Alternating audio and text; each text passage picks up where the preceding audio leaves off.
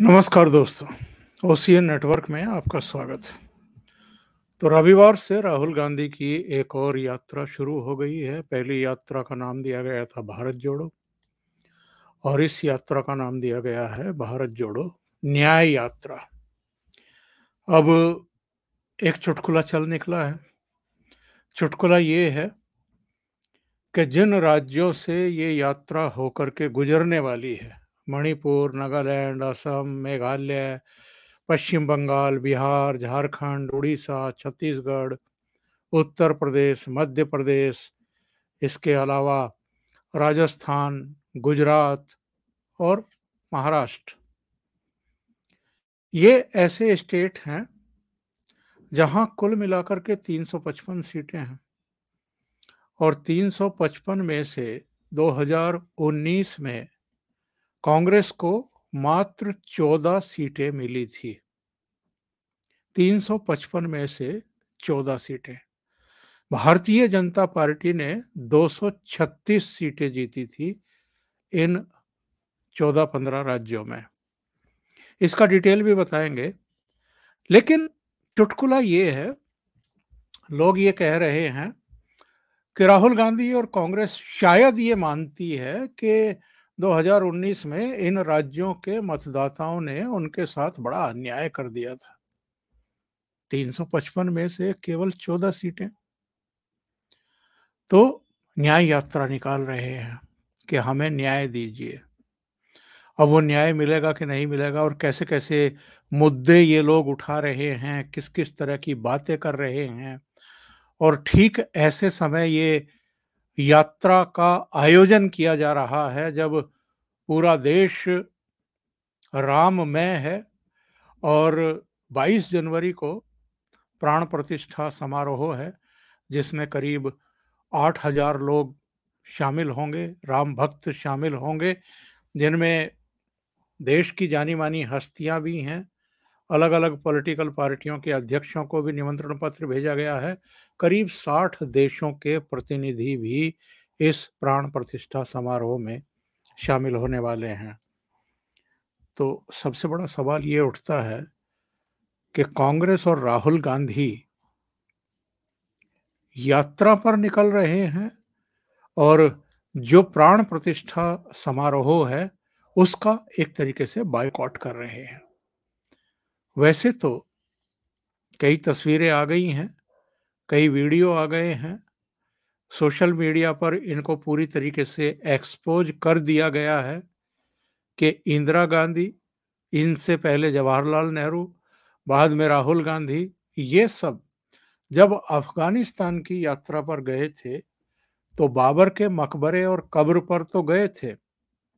मकबरा, कब्र एक ही बात है, तो वहाँ तो गए थे।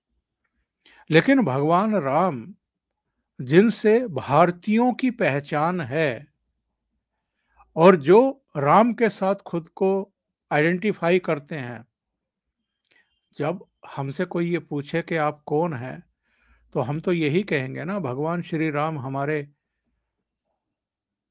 सब कुछ हैं, हमारे रोम-रोम में हैं, हमारी रगों में हैं, हमारी पहचान प्रभु राम से है। तो यहाँ एक बड़ा सवाल और बहस ये भी शुरू हुई है कि साहब, अगर भारतीयों की पहचान भगवान श्री राम से है, तो फिर क्या ये भारतीयों से अलग हैं?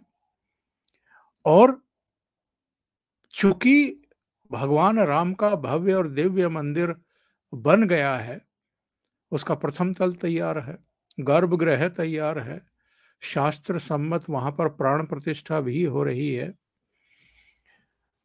इसके बावजूद कुछ कंट्रोवर्सीज़ खड़ी करना, इसको विवादित बनाने की कोशिश करना, कुछ पर्दे के पीछे से 1-2 शंकराचार्यों से लगातार कुछ बयानबाज़ी करवाना, इससे बिल्कुल ये स्पष्ट हो गया है कि एक्चुअल में कांग्रेस पार्टी और कुछ क्षेत्रीय दल, जो तुष्टीकरण की राजनीति के बल पर ही जीवित हैं, वो कहाँ तक जा सकते हैं और कितना नीचे तक गिर सकते हैं।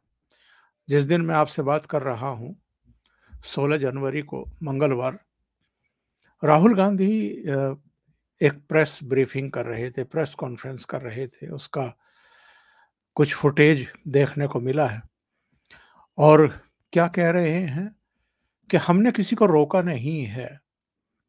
जो अयोध्या जाना चाहे, वो अयोध्या जा सकता है। ये स्पष्टीकरण क्यों आया इनकी तरफ से? फिर उसी ज़बान से कहते हैं कि चूँकि ये राजनीतिक कार्यक्रम बन गया है, इसलिए हम वहाँ नहीं जा रहे हैं। राजनीतिक कार्यक्रम किसका? जब सभी पॉलिटिकल पार्टियों के प्रमुखों को, अध्यक्षों को बाकायदा निमंत्रण पत्र भेजा गया है, तो किसी एक पार्टी का कार्यक्रम बताना या संघ का या विश्व हिंदू परिषद का इसको कार्यक्रम बता देना, ये अगेन मतलब लोगों को भ्रमित करना और एक वर्ग विशेष को तुष्ट करने की कोशिश करना कि देखिए भले ही ये इतने बड़े पैमाने पर इसका आयोजन कर रहे हों और विदेशों में भी इसका प्रसारण हो रहा हो, 160 से अधिक देशों में इसका लाइव प्रसारण होगा और 60 से अधिक देशों के प्रतिनिधि इसमें शामिल हो रहे हैं कि भले ही इतने बड़े पैमाने पर ये आयोजन हो रहा हो, पर हम इससे अलग हैं। तो ये मैसेज किसको दे रहे हैं? एक तरफ तो आप अगर अफ़गानिस्तान जाते हैं तो बाबर की कब्र पर जाते हैं, वहाँ सजदा करने के लिए जाते हैं, हाज़िरी लगाने के लिए जाते हैं। मदर टेरेसा को संत का दर्जा दिया जाता है तो सोनिया गांधी, मार्गरेट अल्वा को, फ्लैरियो को भेजती हैं, एक चिट्ठी भेजती हैं, मेरा स्वास्थ्य ठीक होता तो मैं भी आती। वो धार्मिक कार्यक्रम नहीं है, ये धार्मिक कार्यक्रम हो गया इनके लिए। तो ये अपने को किसके साथ आइडेंटिफ़ाई कर रहे हैं? बाबर के साथ और मदर टेरेसा के साथ। तो ये एक अवसर है, जब ये तय होगा कि भारतीयों की मन किसके साथ है, यानी जो आम भारतीय हैं, वो अपने को किसके साथ आइडेंटिफ़ाई करते हैं और ये जो इन्हीं के समय तो देश का विभाजन हुआ था। पाकिस्तान और बांग्लादेश 2 अलग देश बन बन गए। उम, पूरा देश, पूरा राष्ट्र बँट गया और 47 में भी 47 से बल्कि पहले से ही 45, 46, 47 ये 3 खून-खराबे वाले और उथल-पुथल वाले वर्ष माने जाते हैं। उस समय लाखों लोग मारे गए थे दंगों में और एक तरफ़ा जो है उस समय जिहादियों ने पश्चिम बंगाल के इलाके में भी और उधर पंजाब में फिर प्रतिक्रिया स्वरूप वो सब हुआ। लेकिन सीमा के उस पार जो ट्रेनें चली अमृतसर के लिए और पंजाब के लिए, भारत के लिए, उनमें लाशें ही थी। तो इतना खूनी इतिहास लिखने वाले भगवान राम जैसे मर्यादा पुरुषोत्तम कहे जाने वाले जन-जन के प्रभु, उनके नाम पर भी राजनीति कर रहे हैं और बरसों के संघर्ष के बाद, तारीख पर तारीख झेलने के बाद, कई दशकों के की सुनवाई के बाद, मुकदमेबाजी के बाद, ये क्षण आया है तो उसमें भी राजनीति हो रही है। वो तो ख़ैर कल एक वीडियो में मैंने बताया था कि कौन से ऐसे कारण थे, जिनकी वजह से ये एक तरीके से इस कार्यक्रम से अलग हो रहे हैं। 20-22 साल से बल्कि 23-24 साल से प्रधानमंत्री नरेंद्र मोदी को महानायक के बजाय खलनायक के तौर पर पेश करने वाले और उनकी छवि खराब करने की कोशिश करने वाले, आज अगर प्रभु राम का भव्य मंदिर बन रहा है, उसमें प्राण प्रतिष्ठा हो रही है और उन्हीं नरेंद्र मोदी के हाथों हो रही है, जिनकी प्रशस्ति इस समय पूरी दुनिया कर रही है। कुछ को छोड़ दीजिए, पाकिस्तान, चीन और कुछ जो पूरा इकोसिस्टम है उसको छोड़ दीजिए। तो ऐसे नरेंद्र मोदी के हाथों जब वहाँ प्राण प्रतिष्ठा होगी और वो उद्बोधन भी देंगे, तो ये सामने बैठ कर के कितना असहज महसूस करेंगे। शायद इन चीज़ों से बचने के लिए ये सब इन्होंने प्रपंच किए हैं कि हम वहाँ नहीं जा रहे हैं।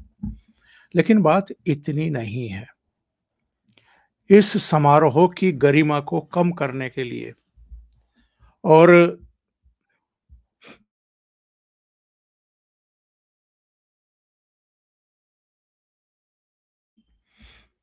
लोगों का ध्यान डाइवर्ट करने के लिए और कुछ और चीज़ों पर फ़ोकस हो जाए, कुछ ऐसे बयान दिए जाएँ, कुछ ऐसी घटना करवा दी जाए, जिनसे फ़ोकस जो है वो अयोध्या ना हो, प्राण प्रतिष्ठा समारोह ना हो, कुछ और चीज़ें हो जाएँ। इसके लिए ही कुल मिलाकर के कोशिशें हो रही हैं और ये यात्रा निकाली जा रही है। वरना लोकसभा चुनाव से ठीक पहले जब इनके घटक दल भी ये कह रहे हैं कि सीट शेयरिंग जो है वो सर्वोच्च प्राथमिकता इस समय होनी चाहिए, ना कि ये यात्रा। फिर भी राहुल गांधी और पूरी उनकी कांग्रेस की टीम अगर हवाई जहाज में भर करके मणिपुर के लिए रवाना हो गई और ये यात्रा गाजे बाजे के साथ शुरू कर दी गई, जिस पर फिर से करोड़ों रुपया खर्च किया जा रहा है। एक तरफ तो ये क्राउड फंडिंग के लिए अ, अपील कर रहे हैं लोगों से और दूसरी तरफ इस तरह की यात्रा पर कई सौ करोड़ रुपया फूंक रहे हैं। तो कोई पैसे की कमी हो ऐसा नहीं है। सबको पता है कि ये क्राउड फंडिंग क्यों की करनी पड़ी इनको, ताकि एक परसेप्शन क्रिएट किया जा सके कि साहब विपक्ष में रहते हुए कांग्रेस पार्टी के पास पैसे की बड़ी कमी हो गई है। ये इसलिए भी करनी पड़ी क्योंकि इनके एक झारखंड के राज्यसभा के सदस्य धीरज साहू के यहाँ से 300 साढ़े 300 करोड़ रुपए का कैश बरामद हुआ था। 350 था या साढ़े 400, 350 था। 350 करोड़ का कैश बरामद हुआ था और तब ये सवाल उठे थे कि इतना कैश तो कांग्रेस के एक मेंबर ऑफ पार्लियामेंट के यहाँ से निकल रहा है। बाकी के हाल क्या होंगे और कांग्रेस पार्टी अपने समय क्या-क्या गुल खिलाती रही होगी, ये बाद में वैसे महाराष्ट्र में भी पता चला था। कहने को उद्धव ठाकरे मुख्यमंत्री थे, लेकिन एनसीपी, कांग्रेस और शिवसेना ने उस समय क्या गुल खिलाए थे, वो तो सचिन वाजे प्रकरण और अनिल देशमुख वाले मामले से और 100 करोड़ रुपया तो बार, रेस्टोरेंट और पब और इस तरह के जो होटल वगैरह से वसूली का जो अभियान चला था, उसी से पता चल गया था। और कैसे-कैसे नेता इनके साथ सरकार में शामिल थे। अनिल देशमुख गृह मंत्री रहते हुए इन एलिगेशन का सामना करने के लिए बाध्य हुए और बाद में आर्थर रोड जेल गए। साल भर के बाद जाकर के जमानत मिली। एक दूसरे शरद पवार के चेले रहे नवाब मलिक, वो भी दाऊद इब्राहिम की बहन से प्राइम लोकेशन पर कौड़ियों के धाम ज़मीन खरीदने के आरोप में गिरफ्तार किए गए। वो भी काफ़ी लंबे समय के बाद जो है ज़मानत पर रिहा हुए। तो लूट, भ्रष्टाचार और इन्हीं गड़बड़ घोटालों की वजह से ये किनारे किए गए हैं भारतीय जनता के द्वारा और कम से कम जो गरीब-गुरबा हैं, उनकी चिंता करने वाले नरेंद्र मोदी को 2014 में भी लोगों ने चुना और 2019 में भी चुन करके वापस भेजा और अब 2024 में भी जितने सर्वे, जितने ओपिनियन पोल, जितनी ज़मीन से सूचनाएँ आ रही हैं, ये 2014 और 2019 से भी अधिक जनादेश लेकर के, सीटें लेकर के तीसरी बार प्रधानमंत्री बनने वाले हैं। बस यही चिंता इनको खाए जा रही है और ऊपर से भगवान राम के भव्य और दिव्य मंदिर में जो प्राण प्रतिष्ठा हो रही है, इसके बाद तो पूरा देश एक तरीके से राममय होने वाला है। इसलिए ये यात्रा पर निकल गए हैं। तो मैंने आपसे ये निवेदन किया था कि मैं आपको आगे चल कर के बताऊँगा कि जिन राज्यों से ये होकर के गुजरेंगे, 15 राज्य हैं ये, इनमें कितनी लोकसभा सीटें हैं और 2019 में कांग्रेस को मिली कितनी सीटें थी। अब आप मणिपुर देखिए, मणिपुर में 2 सीटें हैं। कांग्रेस को 0 मिली थी, यानी खाता भी नहीं खुला था। भारतीय जनता पार्टी ने 1 जीती थी। नागालैंड में 1 सीट है, ना भारतीय जनता पार्टी जीती थी, ना कांग्रेस जीती थी। असम में 14 सीटें हैं, कांग्रेस को सीटें मिली थी असम से, भारतीय जनता पार्टी को 9 मिली थी। मेघालय में 2 सीटें हैं, कांग्रेस को 1 सीट मिली थी। पश्चिम बंगाल में 42 सीटें हैं, कांग्रेस को कुल 2 सीटें मिली थी, भारतीय जनता पार्टी को 18 सीटें मिली थी। बिहार में 40 लोकसभा सीटें हैं, कांग्रेस केवल 1 सीट पर जीती थी, भारतीय जनता पार्टी ने 17 सीटें जीती थी और 16 सीटें नीतीश कुमार ने जीती थी, जो उस समय भारतीय जनता पार्टी के साथ थे। झारखंड में 14 लोकसभा सीटें हैं, वहां भी कांग्रेस को 1 ही सीट मिली थी। 2019 में भारतीय जनता पार्टी ने 11 सीटें जीती थी। उड़ीसा में 21 सीटें हैं, कांग्रेस को केवल 1 सीट मिली थी, भारतीय जनता पार्टी ने वहां भी 8 सीटें जीत ली थी। छत्तीसगढ़ में 11 सीटें हैं, कांग्रेस को 2 सीटें मिली थी सरकार रहते हुए।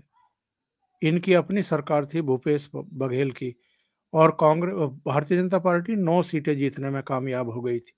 उत्तर प्रदेश आप जानते हैं सबसे बड़ा सूबा है, लोकसभा सीटों के हिसाब से अगर देखें तो 80 सीटें। वहां भी कांग्रेस को बस 1 ही सीट मिली थी, सोनिया गांधी वाली।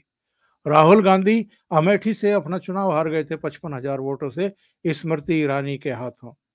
और भारतीय जनता पार्टी को कितनी सीटें मिली थी? 62 तो अकेले भारतीय जनता पार्टी को मिली थी, 2 इनके सहयोगियों को मिली थी, यानी 64 सीटें जीतने में कामयाब रहे थे। मध्य प्रदेश में 29 सीटें हैं, छिंदवाड़ा को छोड़कर के, जो कांग्रेस के नेता कमलनाथ के बेटे ने जीती थी, बाकी सब 28 सीटें भारतीय जनता पार्टी ने जीती थी। राजस्थान में 25 सीटें हैं, कांग्रेस के हिस्से में 1 भी नहीं आई थी। 1 सीट वो बेनीवाल ने जीती थी और बाकी 24 सीटें भारतीय जनता पार्टी ने। बेनीवाल भी उस समय भारतीय जनता पार्टी के साथ थे। गुजरात में 26 सीटें हैं लोकसभा की, और कांग्रेस का खाता भी नहीं खुला था। 26 की 26 प्रधानमंत्री नरेंद्र मोदी और अमित शाह के नेतृत्व वाली भारतीय जनता पार्टी ने जीती थी। महाराष्ट्र में 48 सीटें और कांग्रेस को अगेन 1 सीट, चंद्रपुर वाली। और भारतीय जनता पार्टी ने 23 सीटें जीती। 18 सीटें तब की इनकी सहयोगी उद्धव ठाकरे के नेतृत्व वाली शिवसेना ने जीती थी। इन दोनों को ही मिलाकर के 48 में से 41 सीटें हो जाती हैं, जो भाजपा और शिवसेना ने जीती थी। टोटल हैं इन राज्यों की सीटें 355, जहां से राहुल गांधी की ये न्याय यात्रा गुजर रही है। और इसमें से इन 355 में से कांग्रेस को मिली थी केवल 14 सीटें और भारतीय जनता पार्टी ने जीती थी 236 सीटें। और इनके सहयोगियों की भी मिला लें जो इनसे अलग हो गए हैं, तो ये सीटें 270-75 के आसपास बैठती हैं। तो एक्चुअल में बड़ा सवाल ये है, ये जो राहुल गांधी कहते रहते हैं ना, मोहब्बत की दुकान, नफरत के बाजार में मोहब्बत की दुकान। तो सवाल ये है कि अगर वाकई आपकी मोहब्बत की दुकान है, तो इस मोहब्बत की दुकान पर कोई आ क्यों नहीं रहा? आपसे कोई सामान खरीदने को तैयार क्यों नहीं है? कहीं ऐसा तो नहीं है कि आप चीनी माल बेचने की कोशिश कर रहे हैं कुछ सालों से? नाम जरूर मोहब्बत की दुकान का एक बड़ा सा बोर्ड लगाया हुआ है ऊपर, लेकिन कर्म सारे जो हैं वो वही हैं जो चीन के हैं या हमारे भारत के दुश्मनों के हैं। तो अगर आप बोर्ड लगा देंगे, सिलापट लगा देंगे मोहब्बत की दुकान का, और उसमें सिर्फ और सिर्फ नफरत का कारोबार करेंगे या राष्ट्रीय हितों पर कुठाराघात करने वाले फैसले करेंगे, कारनामे करेंगे, और लोगों को आप अपील नहीं कर पाएंगे, यानी कन्विंस नहीं कर पाएंगे, तो कहते रहिए कि हमने मोहब्बत की दुकान खोल रखी है, कोई नहीं आएगा। और यही हाल इस बार भी होने वाला है। 2014 और 2019 से अलग कोई नतीजे आएँगे, ऐसा लगता नहीं है। अभी के लिए इतना ही, बहुत-बहुत धन्यवाद। अगर आपको ये चैनल और इसके कंटेंट पसंद आ रहे हैं, तो लाइक करें, कमेंट करें, वीडियो को शेयर भी करें। अभी तक अगर आपने ये चैनल सब्सक्राइब नहीं किया है, तो सब्सक्राइब कर लें और साथ में लगे बेल आइकॉन को दबा दें, ताकि आगे आने वाले वीडियो और उनके नोटिफ़िकेशन आप तक पहुँचते रहें। बहुत-बहुत धन्यवाद। नमस्कार।